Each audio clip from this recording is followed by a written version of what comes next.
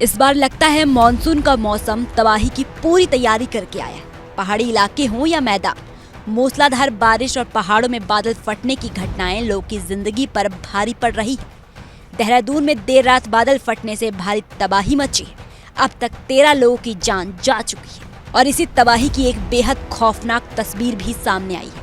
यह वीडियो देहरादून के एक पुल का है, जहां हाल ही में तेज बारिश के बाद नदी उफान पर थी। नदी के तेज बहाव के बीच पुल के नीचे एक ग्रिल में एक शव फंसा हुआ देखा गया। इस नज़ारे को जिसने भी देखा उसकी रूह कांप उठी। स्थानीय लोगों ने सबसे पहले इसे देखा और तुरंत प्रशासन को सूचना दी। इसके बाद रेस्क्यू टीम मौके पर पहुंची और काफी मशक्कत के बाद शव को बाहर निकाला गया। वहीं देहरादून में आई इस मुसीबत ने काफी नुकसान किया है और इसी की जद में चक्राता और देहरादून को जोड़ने वाली एक पुल टूट गई है, जिसने जनजीवन को अस्त व्यस्त कर दिया है। देहरादून में लगातार हुई बारिश से जनजीवन अस्त व्यस्त है। कई पुलों को नुकसान पहुंचा है। मैं इस वक्त मौजूद हूं देहरादून चक्राता मार्ग पर। सामने एक पुल है जो पूरी तरह से टूटकर नीचे बह गया है। इस पुल के टूटने से चक्राता और देहरादून का जो संपर्क है वो पूरी तरह से कट गया है। फिलहाल कोशिश ये की जा रही है कि जो स्थानीय लोग हैं उनको किसी तरह से सुरक्षित जगहों पर पहुंचाया जाए। स्थानीय लोग परेशान हैं, आने जाने में दिक्कत हो रही है। लोग घरों से निकल नहीं पा रहे हैं। ऐसा लग रहा है जैसे कुछ पल के लिए उनकी जिंदगी इस पुल के टूटने से थम सी गई हो। हम मौजूद हैं इस नदी के पास और यहाँ पे तमाम लोग उनसे बात करने की कोशिश करेंगे कि किस तरह से ये घटना घटी और क्या हुआ।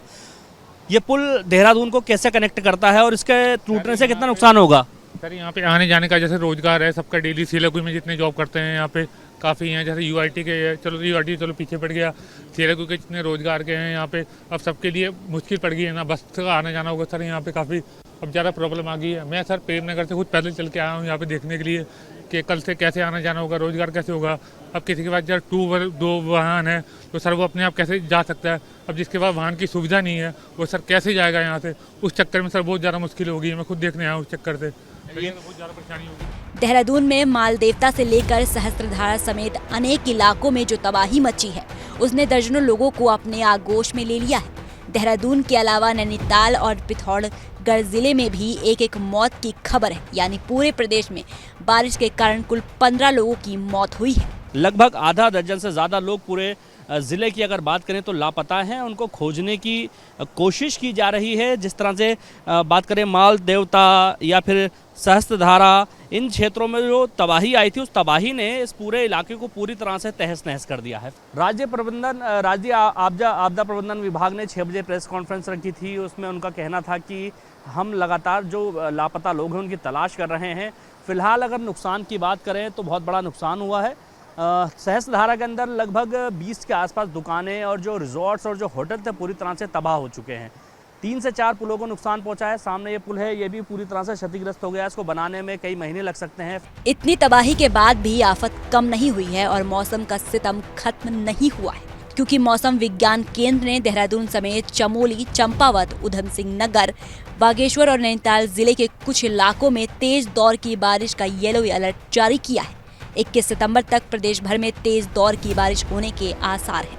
हालांकि अच्छी बात यह है कि तमाम प्रशासनिक अमले के साथ खुद पुष्कर सिंह धामी मोर्चे पर डटे हैं। सीएम ने कहा कि आपदा की इस विकट स्थिति में राहत और बचाव युद्ध स्तर पर किया जा रहा है। हम हर पीड़ित परिवार की सुरक्षा के लिए प्रतिबद्ध हैं।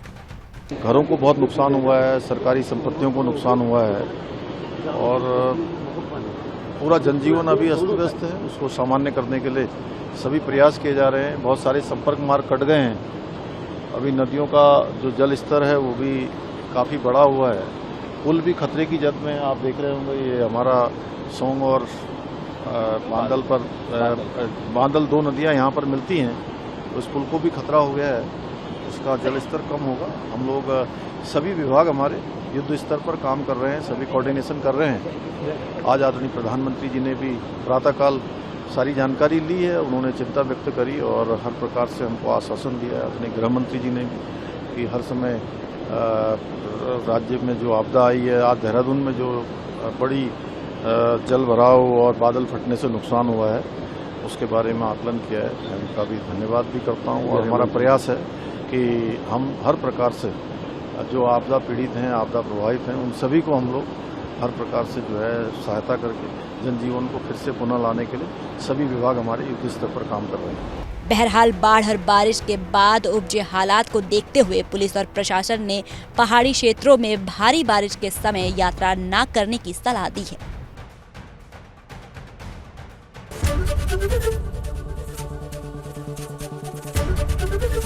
एबीपी गंगा, खबर आपकी, जुबान आपकी।